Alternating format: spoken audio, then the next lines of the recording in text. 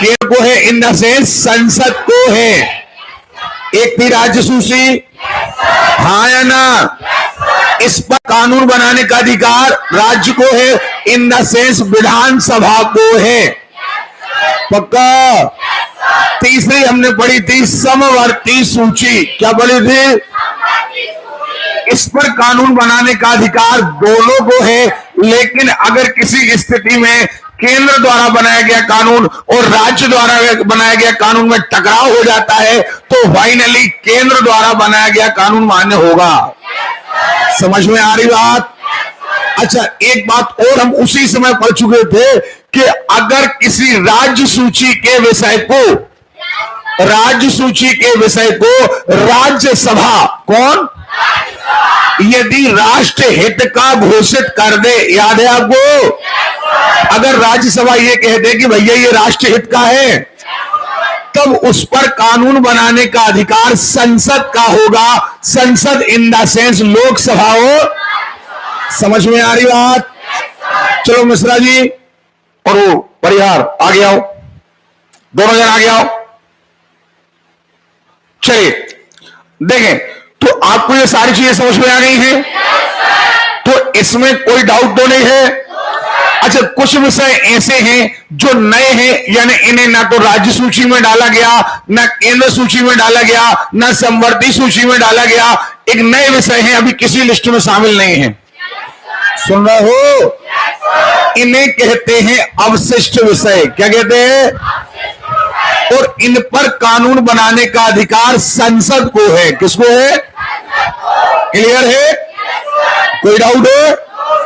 अब आता है इसके बाद very very most important chapter. देखें आप,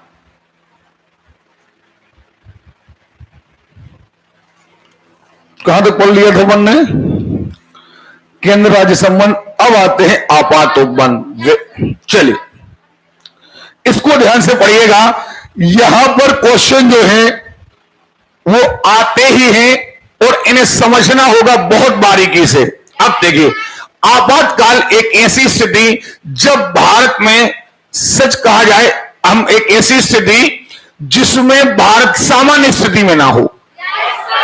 जो जनरल स्थिति चल रही ना, अब ये कैसे कई कारण हो सकते हैं। या तो बाहर किसी ने आक्रमण कर दिया है, या अंदर की जनता ने एकदम आंदोलित हो गई है, या फिर कहीं का किसी राज्य का जो तंत्र है, सिस्टम है, सरकार है, किसी राज्य की सरकार ठीक से काम, या फिर पैसे का भी लगभग गड़बड़ा गया है सिस्टम।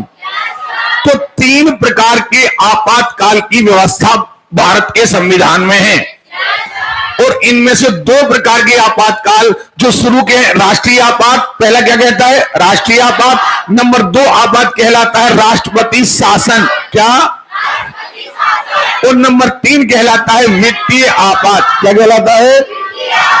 ठीक है, जैसा कि हमने आपको पहले, इसके पहले ही बता दिया था कि जब राष्ट्रीय आपात लगता है मतलब राष्ट्र खतरे में है। अब पहले कहा जाता था कि या तो बाह्य आक्रमण के आधार पर कोई पाकिस्तान ने हमला कर दिया, चीन ने हमला कर दिया, किसी देश ने हमला कर दिया, तो हम राष्ट्रीय आपात लगा सकते हैं। दूसरा बहाना, अब हम बहाना कहेंगे क्योंकि कई सरकारों ने इसे बहाने के रूप में लिया, आंतरिक अशांति के आधार पर। कई बार, लेकिन बाद में 44वां संशोधन हुआ 1978 में, वो कहा गया कि केवल आंतरिक अशांति के आधार पर नहीं, आपको बताना होगा कि अशांति है कैसे। केवल रैलियां निकालना और आंदोलन को अब अशांति नहीं कहेंगे। अगर जनता सशस्त्र विद्रोह कर दे, क्या कर दे, तो अब दो ठोस कारण आ गए, या तो बाह्य आक्रमण होना चाहिए या फिर सशस्त्र, हाँ या ना? जबकि 44वां संशोधन के पहले क्या था? आंतरिक अशांति। क्या था? तो इनके आधार पर राष्ट्रपति भारत के किसी भाग पर या संपूर्ण भारत पर राष्ट्रीय आपात लगा सकेगा, लेकिन राष्ट्रपति अपनी इच्छा से नहीं लगा सकेगा। राष्ट्रपति किसकी इच्छा से? मंत्रिमंडल की इच्छा से, यानी सलाह से, और अकेले प्रधानमंत्री की सलाह से नहीं, पूरे मंत्रिमंडल की लिखित सलाह से। समझ में आ रही बात? अब जैसे ही आपातकाल लग जाएगा तो आपके सारे मौलिक अधिकार अनुच्छेद 19 और अनुच्छेद 20 सॉरी 20 और 21, 19 सबसे पहले कैंसिल होता है, 20 और 21 इन दो को छोड़कर सारे के सारे कैंसिल हो जाते हैं राष्ट्रपति के द्वारा। यानी आपका कोर्ट जाने का अधिकार भी हाँ या ना। लेकिन अब 44वें संशोधन द्वारा यह कह दिया गया कि न्यायिक समीक्षा यानी कोर्ट चाहे तो अनुच्छेद 13 और अनुच्छेद 137 के अंतर्गत न्यायिक समीक्षा कर सकता है। समझ में आ रही बात कि नहीं आ रही है? अब कहानी इस प्रकार है, मान के चलिए राष्ट्रीय आपात लग गया, मंत्रिमंडल ने राष्ट्रपति को सलाह दी। मंत्रिमंडल ने किसको सलाह दी? हाँ या ना? देखें आप, ये रहे राष्ट्रपति और ये रहा मान के चलिए मंत्रिमंडल, और इसने सलाह किसको दे दी? और राष्ट्रपति ने 352 के अंतर्गत भारत में राष्ट्रपति से राष्ट्रीय आपात लगा दिया। लेकिन ऐसा करने पर फिर वही खतरे हैं जो पुराने थे। क्या पुराने खतरे थे? कि सरकारें अपने स्वार्थ को पूरा करने के लिए राष्ट्रपति से राष्ट्र आपात लगवा सकती हैं, आंतरिक अशांति के आधार पर वो चुनाव टलवा सकती हैं। तो अब 44वें संशोधन द्वारा ये प्रावधान किया गया कि आपको 1 माह के भीतर, काय के भीतर? 1 माह के भीतर लोकसभा और राज्यसभा का 2/3 बहुमत पाना होगा। यानी जो आपातकाल आपने लगाया है 2/3 से लोकसभा कहे और 2/3 से अलग अलग कहे। और अगर ये आपातकाल पारित हो जाए तो आपातकाल चलता रहेगा, अदरवाइज आपातकाल मैक्सिमम 1 महीने के अंदर अंदर समाप्त हो जाएगा। यानी 1 महीने के अंदर इसे अनुमोदन चाहिए। कितने महीने के अंदर? आवाज नहीं आ रही है? अगर 1 महीने के अंदर लोकसभा राज्यसभा ने इसे अपना अनुमोदन नहीं दिया, 2/3 से पारित नहीं किया, तो ये 1 महीने में आपातकाल समाप्त हो जाएगा।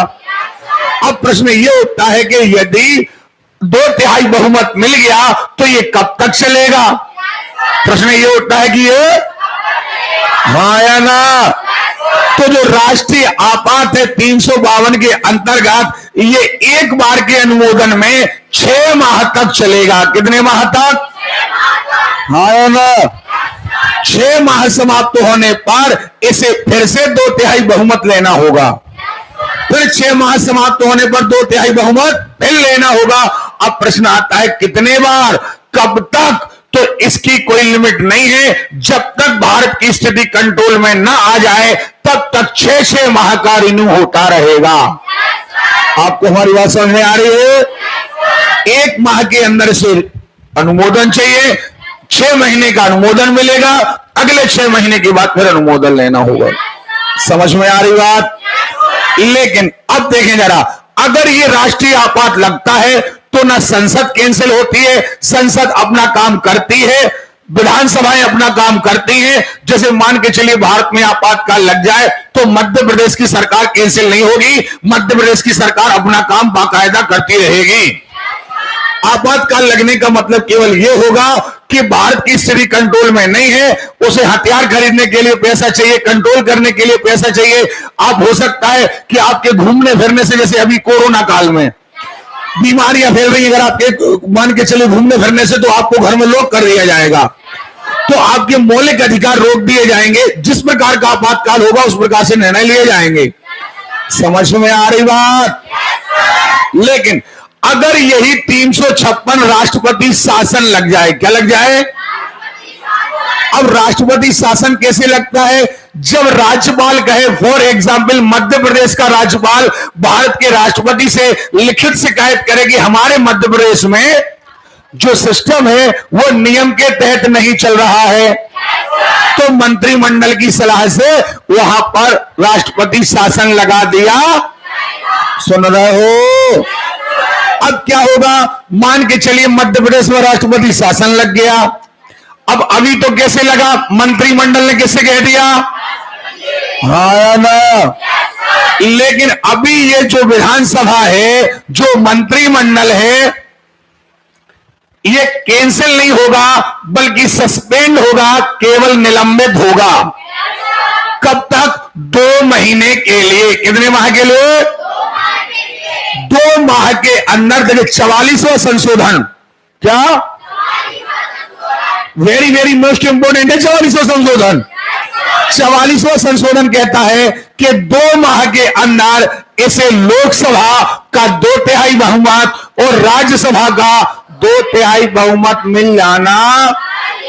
नहीं आ रही बात समझ में? आ रही है? 2/3 बहुमत मिल जाना चाहिए।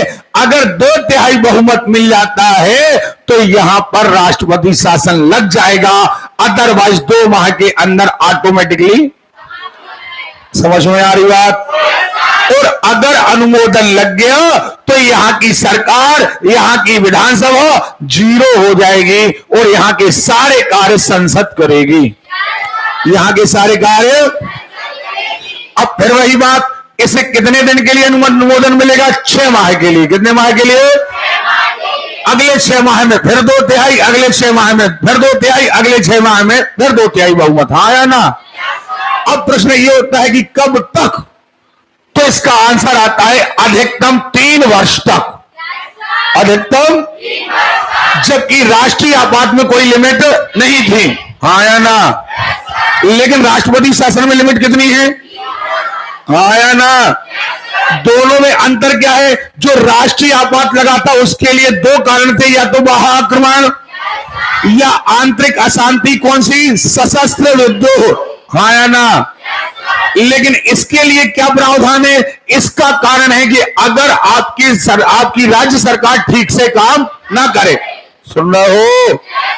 तो यहां कितने माह के अंदर? वहां 1 माह के अंदर। वहां की कोई लिमिट? कब तक चलेगा कोई लिमिट? यहां की लिमिट। हाँ या ना? याद रखिएगा, राष्ट्रीय आपात 3 बार प्रयोग हो चुका है। राष्ट्रीय आपात कह रहे, जबकि ये 100 से ज्यादा बार इस्तेमाल हो चुका है राष्ट्रपति शासन। सुन रहे हो?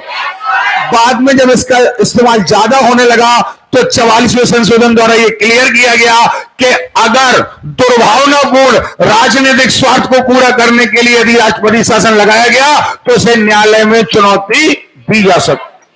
और अगर सर्वोच्च न्यायालय और उच्च न्यायालय में केंद्र सरकार ये सिद्ध नहीं कर पाई कि हमने सही लगाया था, कारण सही थे, तो फिर से दोबारा न्यायालय के आदेश से वही सरकार जो पहले थी उसे स्थापित कर दिया जाएगा।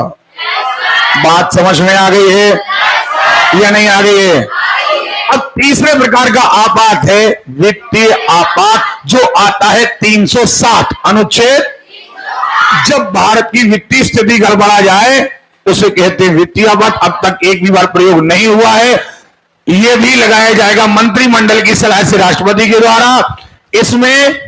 इसमें 2 माह के अंदर अनुमोदन लेना जरूरी है, वही 2/3, लेकिन इसे बार बार रिन्यू करना आवश्यक नहीं है। जब तक स्थिति कंट्रोल ना हो जाए तब तक ये कंटिन्यू चलता रहेगा। कोई डाउट? अब वित्तीय आपात में क्या होगा?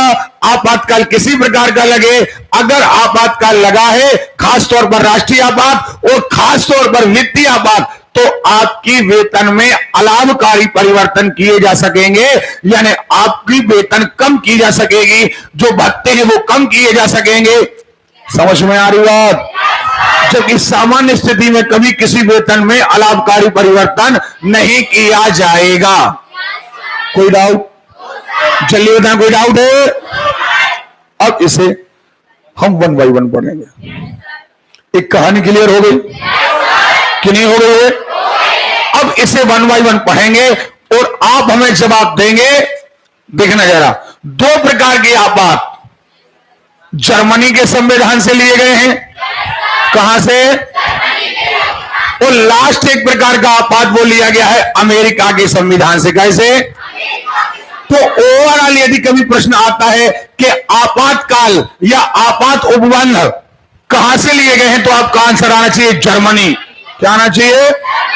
और जब आप अलग अलग पूछा जाता है कि राष्ट्रपति शासन कहां से लिया गया है, जर्मनी से, राष्ट्रीय आपात जर्मनी से, और फाइनेंशियल वाला पक्का, कोई डाउट? चलिए भैया एक बात हो, अभी आपात चल रहा है, अभी आएगा निर्वाचन एवं स्थानीय स्वशासन पंचायतें, और ये आना है आपकी पटवारी परीक्षा में। आपका संविधान का लास्ट चैप्टर चल रहा है, जल्दबाजी नहीं करिएगा, क्योंकि ये वो चैप्टर अब आ गए हैं जो आपके पटवारी के एग्जाम में पूछे जाना है। समझ में आ रही बात? ठीक, जल्दबाजी नहीं बिल्कुल। आपात उपबंध, आपात किसी तंत्र में आई अव्यवस्था की स्थिति है, इसे जर्मनी के संविधान से कोई नई बात? चलिए वो बताइए जो हमने नहीं बताई है। भारत के संविधान के भाग 18 में 352 से लेकर के, हाँ या ना, 360 तक कितने प्रकार की आपात? पक्का? कोई डाउट की स्थिति देखे तो तुरंत पूछेंगे आप। 3 प्रकार की आपात, राष्ट्रीय आपात, राष्ट्रपति शासन, पक्का? कोई डाउट है? राष्ट्रीय आपात यानी पूरा देश खतरे में है, राष्ट्रपति शासन यानी राज्य का शासन खतरे में है, और वित्तीय आपात यानी पैसे की स्थिति गड़बड़ा गई है। क्लियर है? श्रीमान जी, मैंने आपको मना किया था नोट्स पढ़ने के लिए, आप क्यों बोल रहे हैं? हाँ बंद करिए उसको। किसके वक्त जरा, और बीमारों की तरह नहीं। राष्ट्रीय आपात जर्मनी के संविधान से प्रेरित है, राष्ट्रपति शासन भी, और वित्तीय आपातकाल अमेरिका के संविधान से प्रेरित है। हालांकि भारत में अब तक वित्तीय आपात का प्रयोग नहीं हुआ है। समझ में आ रही बात? अरे क्लियर है? इनमें से कोई चीज जो हमने ना बताई हो? सारी चीजें बताई है। हम हमेशा कहानी में सारी चीजें क्लियर कर देते हैं। राष्ट्रीय आपातकाल अब तक 3 बार प्रयोग, राष्ट्रीय आपात की बात कर रहे हैं, 1962 चीन युद्ध, 1971 पाकिस्तान युद्ध, और 1975। सुन रहे हो? ये लास्ट वाला राजनीतिक स्वार्थ पूरा करने के लिए था। पहला वाला 62 में युद्ध का नाम लेकर लगाया गया, 71 वाला युद्ध के नाम पर लगाया गया, तो 75 वाला आंतरिक अशांति का हवाला देकर लगाया गया। सुन रहे हो? चलिए आगे देखते हैं। राष्ट्रपति शासन अब तक 100 से अधिक बार लगाया गया। आगे आपातकाल का प्रयोग, राष्ट्रीय आपातकाल अब तक 3 बार, 62, 71, 75, याद हो जाना चाहिए। 62, 71, फिर से बोलो, कैसे बोलो? राष्ट्रीय आपात की कोई लिमिट नहीं है, 6-6 महीने के लिए है, लेकिन कब तक चलेगा ये लिमिट? लेकिन राष्ट्रपति शासन की लिमिट है, कितनी है? सुनाई नहीं दिया? क्लियर है? हाँ, अब तक 100 से अधिक बार, वित्तीय आपात एक भी बार प्रयोग नहीं। फिर वही बात देखो, अब जरा राष्ट्रीय आपात, राष्ट्रपति शासन, वित्तीय आपातकाल, बिल्कुल बहुत ध्यान से सुनिएगा, बहुत ध्यान से। राष्ट्रीय आपात कब लगेगा? बाह्य आक्रमण और युद्ध, हाँ या ना? यह दूसरा है सशस्त्र विद्रोह, 2 कारणों के आधार पर, पक्का? दूसरा, संसद के दोनों सदनों द्वारा उद्घोषणा की अवधि से 1 महीने के भीतर, 1 माह के, जबकि यहां 2 माह और यहां 2 माह। नहीं आ रही बात समझ? पक्का? याद रहेगा? ये 1 माह के भीतर अनुमोदन चाहिए, इसे पक्का। आगे बढ़े, अनुमोदन के पश्चात 6-6 माह के अंदर इसे हर बार बढ़ाया जा सकेगा। नहीं बढ़ाया? ईमानदारी से बताइए, बढ़ाया है या नहीं बढ़ाया है? बढ़िया। आगे, अब ये कब लगेगा? जब राज्यों का संवैधानिक तंत्र विफल हो जाए, यानी ठीक से काम न करे। अनुच्छेद 356, 52 में राष्ट्रीय आपात, 356 में राष्ट्रपति शासन। फिर वही बात, कारण क्या होगा? 2 महीने के भीतर दोनों सदनों का, 2 महीने के भीतर अनुमोदन के पश्चात 6 माह, लेकिन अधिकतम 3 वर्ष। कोई डाउट? कोई डाउट? देखिए आपको हर चीज, कहानी हमने 10 मिनट की कहानी सुनाई थी और 10 मिनट की कहानी में सारा पार्ट क्लियर हो गया। चलिए, क्या होता है जब आप अच्छे तरीके से पढ़ते हैं तो एक माहौल क्रिएट हो जाता है, वो माहौल में ही चीजें पढ़ाई जाती हैं। अभी आपकी डाउन आवाज होती है, हमें पढ़ाने में मन नहीं लगता, हमें पढ़ाने में मन नहीं लगता, आपको पढ़ने में मन नहीं लगता। चलिए, वित्तीय आपात, देश की वित्तीय व्यवस्था अथवा साख खतरे में हो, 360, घोषणा की तिथि से 2 महीने के भीतर, फिर स्वीकृति के पश्चात अनिश्चित काल के लिए लागू, यानी इसे 6 महीने में रिन्यू करने की आवश्यकता नहीं। कोई डाउट? आपके पास 5 मिनट का टाइम है, आप इसे बिल्कुल अपने अंदर बिठा लीजिए। किसे 1 महीने के अंदर, किसे 1 महीने, 2 महीने, 2 महीने, 6 माह, 6 माह में रिन्यू, ये अनिश्चित काल के लिए। हाँ, बिल्कुल आराम से इसको पढ़िए, आपका 10 मिनट का टाइम है, बारीकी से पढ़िए। और मैंने पढ़ने के लिए टाइम दिया, अगर कोई बातें करता पाया गया तो बहुत बेकार मार लगाएंगे हम। हाँ, तुम्हारा नोट्स कहां है? तुम्हारा कहां है? और ये गलत बात है यार रजनीश, पढ़ाई करने आ रहे, मटेरियल नहीं ला रहे साथ में, कहां है तुम्हारा? कहां है? और नया क्यों नहीं लिया?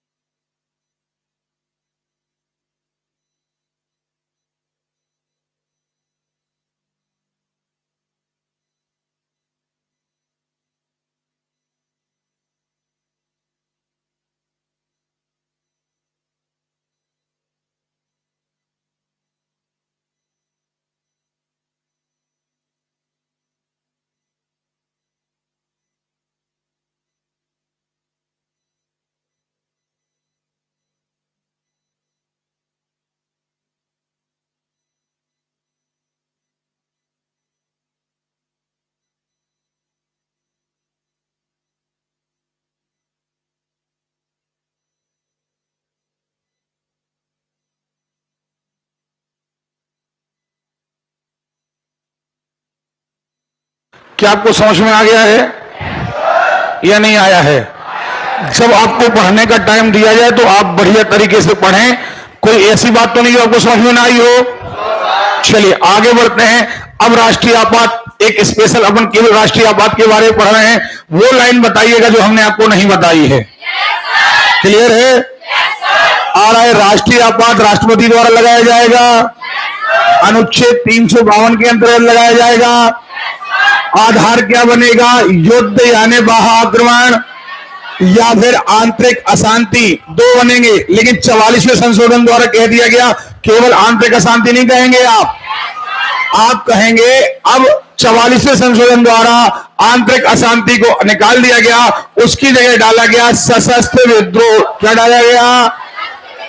अब बात समझ में आ गई है कि नहीं आ गई है? पक्का? चलिए अब देखें, युद्ध, बाह्य आक्रमण और सशस्त्र विद्रोह। देखो जरा ये आ गया। पहले तीन थे, पहले तीन कौन से टॉपिक थे? युद्ध, बाह्य आक्रमण और यह था आंतरिक अशांति। इसे रिप्लेस कर दिया गया, आंतरिक अशांति की जगह आ गया। हाँ या ना? चलिए भैया बहुत ध्यान रखिएगा, राष्ट्रीय आपात की उद्घोषणा कौन करेगा? राष्ट्रपति। राष्ट्रीय आपात अब कैसे करेगा? ये राष्ट्रपति की स्वविवेक पर निर्भर नहीं है, मंत्रिमंडल की सलाह से करेगा। कैसे?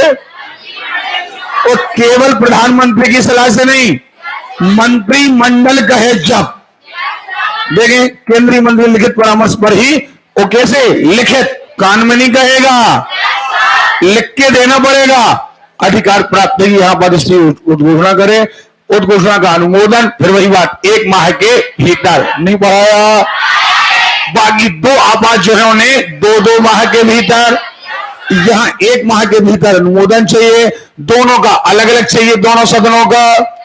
और 2/3 बहुमत चाहिए। 2/3 बहुमत का मतलब है विशेष बहुमत। क्या क्लियर है? चलिए देखें, फिर वही बात, 6 महीने के लिए आगे बढ़ेगा, फिर 6 महीने बाद फिर रिन्यू होगा। अधिनियम गति व्यवस्था के बाद 352 के अंतर्गत निम्न कारण से आपातकाल समाप्त किया जा सकेगा। अब आपातकाल कैसे समाप्त होगा? या तो 1 महीने के अंदर अनुमोदन ना मिले तो समाप्त हो जाएगा, उद्घोषणा 1 महीने के अंदर समाप्त हो जाएगा। 44वें संविधान संशोधन द्वारा 78 में व्यवस्था दी गई कि दोनों सदनों के अनुमोदन के पश्चात 6 महीने तक प्रवर्तन में रहेगा, और अगर अगले 6 महीने में फिर 2/3 बहुमत नहीं मिला तो ये ऑटोमेटिकली समाप्त हो। सही है? अब इससे जो पहले दोनों संशोधनों के इस प्रकार कोई नियंत्रण नहीं था, यह अनिश्चित काल के लिए प्रवर्तन में रह सकता था, पहले ऐसा प्रावधान था। लेकिन अब 44वां के द्वारा कितने महीने तक? 6 महीने। पक्का? अब विदेश नहीं भैया, विशेष बहुमत। ये टाइपिंग मिस्टेक है, ये विशेष बहुमत यानी 2/3 बहुमत चाहिए। साधारण बहुमत कहलाता है कि एक ही वोट ज्यादा हो जाए तो जीत गए, ये कहलाता है साधारण बहुमत। विशेष का मतलब होता है 2/3 बहुमत। क्या? अगर उस जारी रखने के लिए अनुमोदन को विशेष बहुमत अर्थात 2/3 बहुमत से पारित होना चाहिए। अब आपातकाल की घोषणा कैसे समाप्त होगी? लोकसभा में उपस्थित यानी भाग लेने वाले साधारण बहुमत के द्वारा यदि 6 महीने बाद इसे 2/3 बहुमत आगे बढ़ाने के लिए ना मिले तो लोकसभा और राज्यसभा चाहें तो साधारण बहुमत द्वारा इसे समाप्त करने की घोषणा कर सकते हैं। तो जैसे साधारण बहुमत द्वारा समाप्त करने की घोषणा आएगी, राष्ट्रपति इसे समाप्त घोषित कर दे। कोई डाउट? लोकसभा के 1/10 सदस्य की मांग पर लोकसभा की बैठक अनिवार्य रूप से बुलाई जाएगी। 1/10 सदस्य कहेंगे कि भैया बैठक बुलाओ और आपातकाल समाप्त कराओ, तो बैठक बुलाई जाएगी, राष्ट्रपति के द्वारा बुलाई जाएगी। बैठक किसके द्वारा बुलाई जाती? हाँ या ना? चलिए, राष्ट्रपति आपातकालीन घोषणा न्याय योग्य है। पहले कहा गया था, याद रखिएगा, कि अगर राष्ट्रपति ने आपातकाल लगा दिया तो न्यायालय का कोई काम नहीं है। लेकिन जब न्यायालय ने देखा कि नहीं, ये तो कई बार अन्याय हो गया है, तो फिर अब कहा गया कि न्याय योग्य है, यानी अनुच्छेद 13 और अनुच्छेद 137 के तहत न्यायालय इसकी जांच कर सकता है। समझ में आ रही है? ठीक। राष्ट्रीय आपात 2 प्रकार के, एक बाह्य राष्ट्रीय आपात बाहरी आक्रमण के द्वारा, एक आंतरिक राष्ट्रीय आपात आंतरिक। बस ठीक। वित्तीय प्रभाव। राष्ट्रीय आपात की घोषणा प्रवर्तन में रहने के दौरान राष्ट्रपति अपने आदेश द्वारा संघ और राज्यों के वित्तीय संसाधनों के आवंटन से संबंधित संविधान के उपबंधनों को बदल सकता है। यानी जो पैसा आपकी ग्राम पंचायतों में, राज्यों में जो पैसा आपके विकास के लिए आ रहा था, उस पर रोक लगाई जा सकती है। समझ में आ रही बात? क्यों? क्योंकि देश खतरे में। समझ में आ रही बात? आपके वेतन में भी कटौती की जा सकती है। चलिए, राष्ट्रपति के आदेश संसद के अनुमोदन के बिना नहीं लागू हो सकता। अब आ गए राष्ट्रपति। तो राष्ट्रीय आपात में कोई प्रश्न तो नहीं, कोई डाउट? हम बार बार कह रहे बेटे जल्दबाजी नहीं, एक बार सब्जेक्ट क्लियर करो और एग्जाम आए तो तुम्हें घूमना ना पड़े। अच्छा, आपने प्रधानमंत्री के नाम पढ़े थे, राष्ट्रपति के नाम पढ़े थे? नहीं पढ़े थे। अगर टेस्ट निकाल रहे हैं तो पढ़ना पड़ेंगे। आगे आपकी मर्जी, आप जाने, आपका काम जाने। देखें, राष्ट्रपति शासन, राष्ट्रपति शासन संविधान के अनुच्छेद 356 में राज्यों के संवैधानिक तंत्र विफल हो जाने पर, अभी बताएगा कौन? राज्यपाल बताएगा। कौन बताएगा? तो फिर हमने आपको कहा कि एक्चुअली राजनीतिक स्वार्थ पूरा करने के लिए होते हैं। राज्यपाल है किसका आदमी? राष्ट्रपति का, हाँ है ना? अब राज्यपाल राष्ट्रपति का आदमी है, लेकिन ये राज्यपाल बना कैसे? मंत्रिमंडल ने जिसको कहा वो राज्यपाल बन गया। अब नीचे किसी और की सरकार है, ऊपर किसी, तो कोशिश ये की जा रही है कि नीचे वाली सरकार काम ना कर पाए। समझ में आ रही बात? ठीक है। डॉक्टर भीमराव अम्बेडकर ने राष्ट्रपति शासन को मृत पत्र की संज्ञा दी थी, इसीलिए कहा था। क्यों? क्योंकि ये एक प्रकार से एक ऐसा प्रावधान है जिसमें सरकारों को काम करने नहीं दिया जाएगा। ये दबाव डाला जाएगा कि भैया अगर हमारी ऊपर सरकार है तो नीचे भी हमारी सरकार चुनो। क्योंकि जनता को लग रहा है कि नहीं, ऊपर हमें नरेंद्र मोदी को चुनना है, नीचे किसी और को चुनना है। तो ये पिछले जब तक 44वां संशोधन नहीं हुआ था तब तक ये बहुत ज्यादा प्रभाव डाला गया इसके द्वारा। चलिए 355, अब 355 में कहता है तो अब राष्ट्रपति शासन कैसे कैसे लगेगा, सुनना जरा। स्पष्ट करता है कि संघ का यह कर्तव्य होगा, संघ का यह कर्तव्य होगा कि वह बाह्य आक्रमण और आंतरिक अशांति से राज्यों की रक्षा करे। किसका? यानी केंद्र का। और यह सुनिश्चित करेगी हर राज्य की सरकार भारत के संविधान के अनुरूप चले। ये केंद्र का दायित्व है कि राज्य की सरकार ठीक काम कर रही है कि नहीं, ये देखना किसका काम है? केंद्र। बस इसी का फायदा केंद्र उठा लेता है। अब निचले वाली सरकार से कह देता है कि तुम ठीक से काम देखो, अनुच्छेद 356। जबकि अनुच्छेद 356 यह कहता है कि अगर राष्ट्रपति राज्यपाल के प्रतिवेदन लेटर द्वारा या किसी अन्य सोर्स से आश्वस्त हो चुका हो, राष्ट्रपति कहे कि मैं आश्वस्त हो चुका हूं कि मान के चले मध्य प्रदेश का शासन ठीक से, वो कोई पूछे क्यों, कहां से पता चला तुम्हें, तो राष्ट्रपति के प्रतिवेदन। अच्छा एक बात और, सॉरी, राज्यपाल के प्रतिवेदन। पहले क्या था? जवाब नहीं देना पड़ता था। पहले प्रावधान था कि राष्ट्रपति शासन लगाया तो राष्ट्रपति को जवाब नहीं देना पड़ता था। क्यों लगाया? लेकिन बाद में 44वें संशोधन के बाद वो न्यायालय ने कहा कि अनुच्छेद 13 और अनुच्छेद 137 आपको जवाब देना पड़ेगा, इसलिए इसका प्रयोग कम हो गया। नहीं तो पहले जवाब ही नहीं देना पड़ता था। चलिए अनुच्छेद 56, अगर राष्ट्रपति राज्यपाल के प्रतिवेदन द्वारा किसी अन्य सोर्स से आश्वस्त हो कि ऐसी स्थिति उत्पन्न हो गई कि राज्य का शासन संविधान के उपबंधों के अनुसार नहीं चल रहा है, तो उस राज्य में राष्ट्रपति शासन की घोषणा कर सकता है। सबसे पहला राष्ट्रपति शासन संविधान के लागू होने के बाद पंजाब में लगाया गया था 20 जून 1951 से 17 अप्रैल 1952। सुन रहे हो? और ये केवल एक स्वार्थ पूर्ति थी। ऊपर कांग्रेस की सरकार थी, पंजाब में गैर कांग्रेसी सरकार आ गई होगी, उसको काम ना करने दें, उसे विफल कर दें, इसलिए राष्ट्रपति शासन लगाया। आपको याद हो अभी जब मध्य प्रदेश में कांग्रेस की सरकार आ गई थी, ऊपर बीजेपी की थी, जब विधायक लोगों ने इस्तीफा नहीं दिया था तब बार बार चल रहा था राष्ट्रपति शासन लगा दो, राष्ट्रपति शासन लगा दो। है ध्यान? तो ये सरकारें कहीं ना कहीं अपना स्वार्थ पूर्ति करने के लिए इनका उपयोग करती हैं। लेकिन चूंकि 44वां संशोधन आ चुका है और न्यायालय अपने फुल पावर में है, इसलिए इनका उपयोग करना अब उतना ज्यादा सरल नहीं रहा। संसद का अनुमोदन 2 महीने के अंदर समक्ष रखा जाएगा, 2 महीने के अंदर 2/3 बहुमत चाहिए। अच्छा, अब मान के चलो कि किसी राज्य में राष्ट्रपति शासन लग गया, अब दोनों का अनुमोदन चाहिए। कितना? लेकिन उसी समय लोकसभा भंग हो चुकी है, तो अब क्या होगा? अकेले राज्यसभा ही अनुमोदन कर देगी। अकेले राज्यसभा क्या कर देगी? हाँ या ना? और जब तक लोकसभा का चुनाव होकर आ जाएगा और जैसे ही लोकसभा का चुनाव होकर आएगा 1 महीने के भीतर उसे भी अनुमोदन करना होगा। सो दोनों का हो गया, दोनों का हो गया।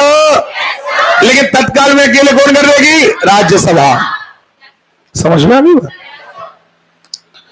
तो लोकसभा को 2 महीने की अवधि में घोषणा अनुमोदन किए बिना ही लोकसभा विघटित हो जाती है, तब राज्यसभा इसका अनुमोदन करेगी।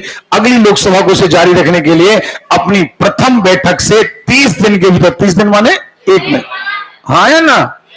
राष्ट्रपति शासन, साधारण बहुमत का प्रावधान। संसद को राष्ट्रपति शासन की घोषणा को साधारण बहुमत अर्थात बहुमत करने वाले अधिक पारित करना होगा, यानी इसके लिए 2/3 बहुमत की आवश्यकता नहीं है, यहां पर साधारण बहुमत की आवश्यकता है। काय में? राष्ट्रपति शासन। काय में? अब अवधि फिर वही बात, एक बार में 6 माह, फिर 6 माह में रिन्यू, बहुमत चाहिए और मैक्सिमम कितना? अब आपके मन में प्रश्न उठ रहा होगा, सर 3 साल बाद क्या होगा? तो 3 साल बाद वहां नए चुनाव करा दिए जाएंगे। क्या करा दिए जाएंगे? हाँ या ना?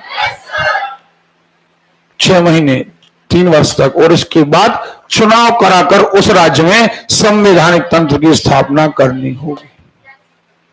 नहीं आ रही बात? सुन, कोई डाउट? आपके जितने क्वेश्चन उठ सकते हैं उतने क्वेश्चन का समाधान हमने यहां रखा हुआ है।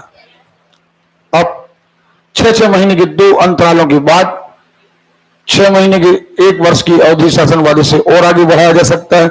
6 महीने की 2 बार बढ़ा दिया, फिर जरूरत पड़ेगी तो सीधा 1 वर्ष के लिए बढ़ा दो, लेकिन ज्यादा से ज्यादा कितने साल के लिए? 3 साल। ठीक। निर्वाचन आयोग प्रमाणित करेगी संबंधित राज्य में राष्ट्रपति शासन हटाने पर निर्वाचन करने में कठिनाई आ सकती है। ऐसा कब होगा? लगातार कब बढ़ाया जाएगा? जब निर्वाचन आयोग ऐसा कह दे कि यहां अभी चुनाव कराना संभव नहीं है, स्थिति गड़बड़ है, तो बढ़ाया जाएगा 3 साल तक के लिए। राष्ट्रपति की घोषणा द्वारा सभी कार्य राज्यपाल, अब देखो राष्ट्रपति शासन लग जाएगा तो वहां की विधानसभा कैंसिल, मंत्रिमंडल कैंसिल, सारे काम कौन करेगा? संसद। पक्का? ठीक है, ये चीज हम बता चुके हैं। उच्च न्यायालय की शक्ति है। एक बात और याद रखिएगा, आपातकाल लगे तो न्यायालय पर कोई प्रभाव नहीं पड़े।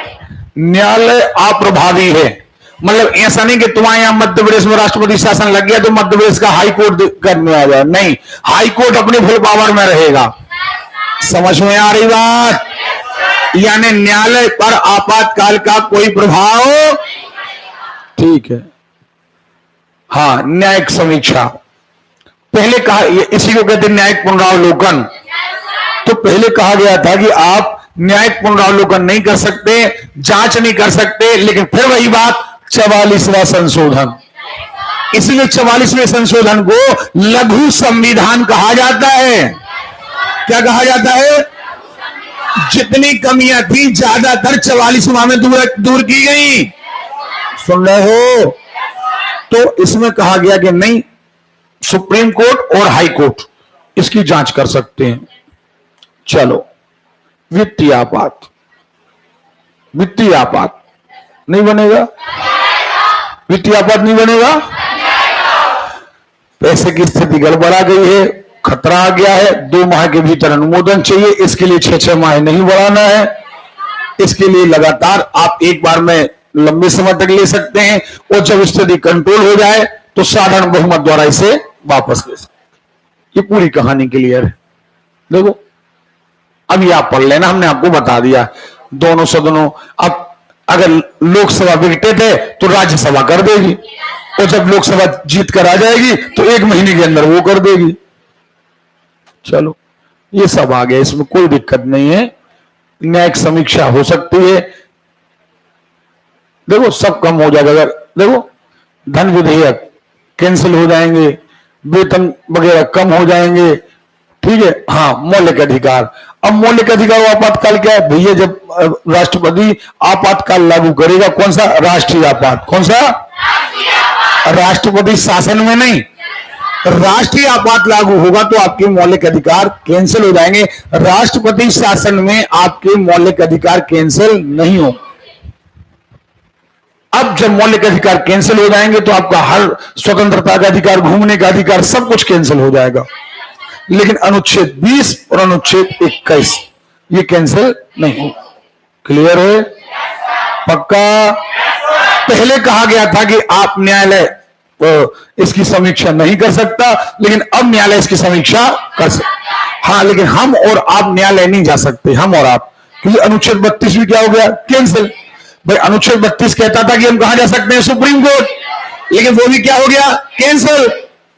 लेकिन न्यायालय हमारी जांच, सॉरी, इसकी जांच कर सकता है। तो आपातकाल 20 और 21 के अन्य मौलिक अधिकार राष्ट्रपति के आदेश द्वारा निलंबित किए जा सकते हैं। युद्ध, बाढ़, आक्रमण घोषित आपातकाल के दौरान उनमें से बने सभी सशस्त्र विद्रोह के आधार पर मौलिक अधिकारों को निलंबित नहीं किया जा सकता। वही मौलिक अधिकार निलंबित किए जा सकते हैं जो आपातकाल से संबंधित हैं। सीधी बात, ऐसा नहीं कि इकट्ठा आप पूरे मौलिक अधिकार कैंसिल कर दो। किसके कारण आपातकाल लगा है उसके अनुसार आप उस मौलिक, जैसे मान के चलिए अभी बीमारी के कारण आपातकाल लगा है, तो अब बीमारी के लिए कौन सी चीज जरूरी है? मान के चलो आपको घर से निकलना जरूरी नहीं है, तो आप वो स्वतंत्रता का अधिकार वो छीन लो। लेकिन ऐसा नहीं कि आप बोलने से मना कर दो, कि बीमारी में बोलने से कोई लेना देना नहीं। समझ में आ रही बात? तो आपातकाल जिस कारण से लगाया गया उस स्वतंत्रता को खत्म कर दिया जाएगा। ठीक, आपातकाल की स्थिति पढ़ा चुके भैया पूरी, हम बार बार 44वां संशोधन पढ़ा चुके, हम नहीं पढ़ाया? पूरा 44वां संशोधन 78 द्वारा कौन सा? आंतरिक अशांति के बदले क्या जोड़ा गया? आपातकाल मंत्रिमंडल, प्रधानमंत्री, कैबिनेट स्तर के मंत्री लिखित सूचना के आधार पर की जाएगी, केवल प्रधानमंत्री के परामर्श पर नहीं की जाएगी। 1 महीने के अंदर, पहले क्या था? 1 महीने के अंदर, पहले 2 महीने के अंदर था, अब कितना कर दिया गया? 1 महीने के अंदर। देखो, इससे पूर्व 2 महीने का था।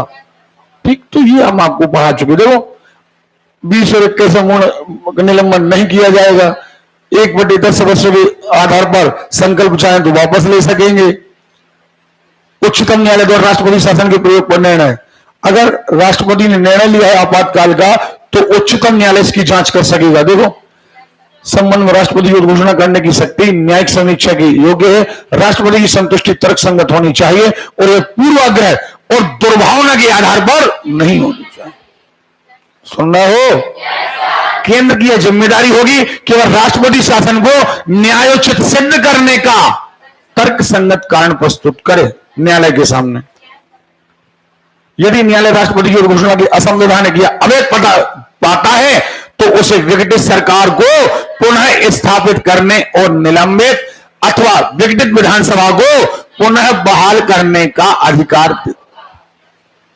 अगर पता चला कि नहीं तुमने तो गलत लगाया था तो न्यायालय आदेश दे देगा कि नहीं, राष्ट्रपति का शासन कैंसिल, जो पुरानी सरकार थी, पुरानी विधानसभा थी, जस की बस बिठाओ। समझ में आ गई बात? किसी राज्य में संविधान उद्घोषणा तभी की जाएगी जब राष्ट्रपति शासन की घोषणा को संसद की अनुमति मिलेगी। एक ऐसी घोषणा की संसदीय अनुमति नहीं मिलती तब तक विधानसभा केवल निलंबित रहेगी, परंतु भंग नहीं, जब तक अनुमति नहीं मिल जाती। तो ये सारी चीज एक बार आप इसे पढ़ के देख लो। आप देखो, ये देखो, राष्ट्रीय आपात 352, राष्ट्रीय शासन 56, युद्ध, बाह्य आक्रमण, सशस्त्र विद्रोह, ये कब लगेगा? जब ये कब लगेगा? हाँ या ना? देखो, इन्हीं के ये दिए। देखो, राष्ट्रपति आपात 352 1 माह के भीतर 6 माह के लिए बढ़ाया जाएगा। कब तक? अनिश्चितकाल। राज्यों में 2 माह के लिए, 2 माह में अनुमोदन, 6 माह करके अनुमोदन, 3 वर्ष, 2 माह में अनुमोदन, अनिश्चितकाल। तो ये सारी चीजें हम आपको बता चुके हैं और यहां पर आपातकाल का चैप्टर होता है खत्म। आपके पास पूरा आपातकाल पढ़ने के लिए 10 मिनट बाकी हैं। एक बात याद रखिएगा, अगर आप बारीकी से पढ़ेंगे तो आपके मन में क्वेश्चन आएंगे। सुन रहे हो? हमें कोई लड़का लड़की इधर उधर झांकता ना मिले। हमने आपको पढ़ने का मौका इसलिए दिया है कि अगर कोई कमी रह जाए तो आप पूछ सकें। चलिए, इसके बाद अगला चैप्टर हमें पढ़ना है न्यायालय। हाँ, चलिए जल्दी से, 10 मिनट है आपके पास।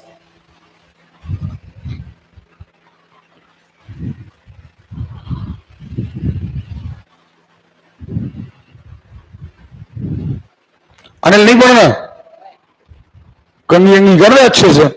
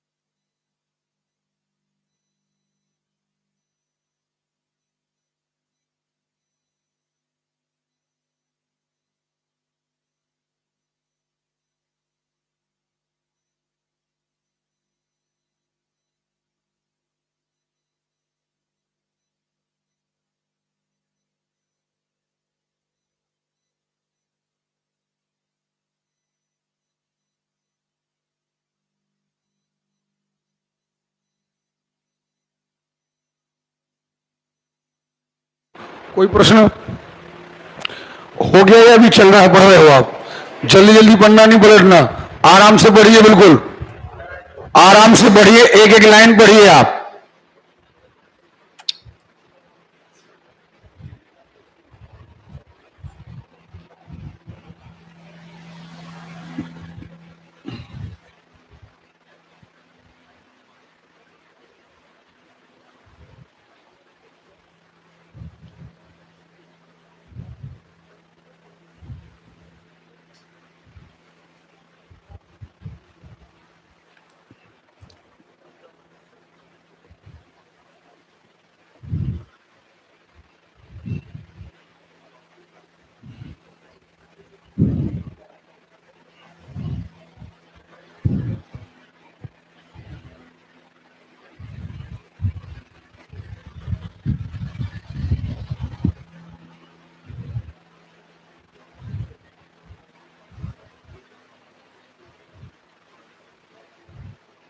जब आपका चैप्टर फाइनली खत्म हो जाए तो बताइएगा, तो वो न्यायिक व्यवस्था पढ़ेंगे,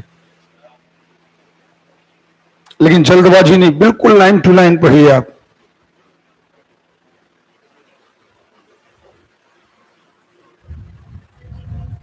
हम्म,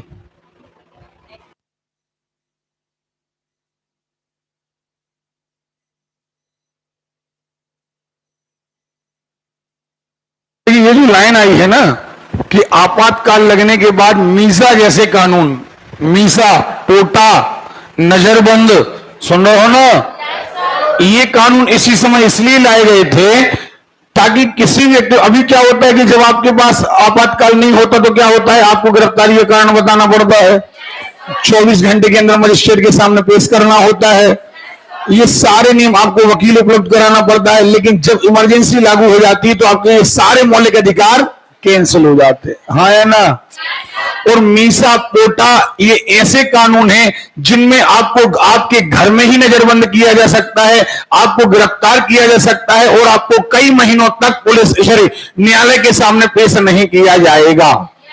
यही तो इमरजेंसियां थी और इनका दुरुपयोग हुआ। समझ में आ रही बात? इनका दुरुपयोग हुआ, इसीलिए न्यायालय ने कहा कि नहीं, अब आप इसे बिना तर्कसंगत तरीके से नहीं लगाएंगे। ओके, ठीक। मीसा, पोटा, मकोका, ये आतंकवादी गतिविधियों पर लगने वाले कानून हैं।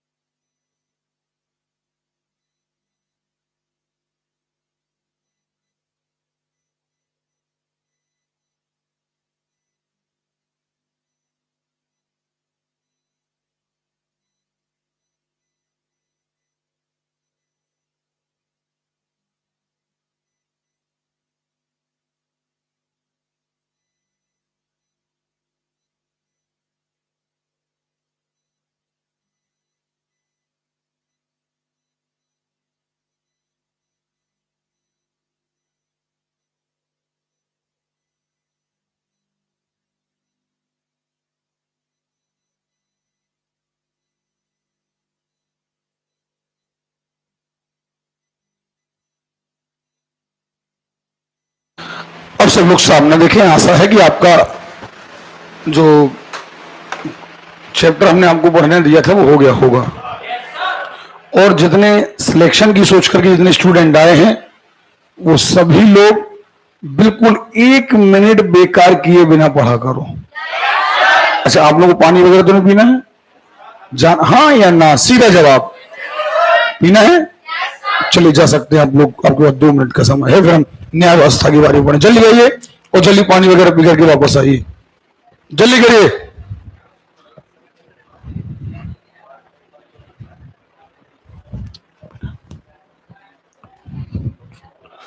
हमने 2 मिनट दिए, अगर हमें ये आराम से आते जाते देखे तो हम इतना सुधार करेंगे भागते नजर आओगे।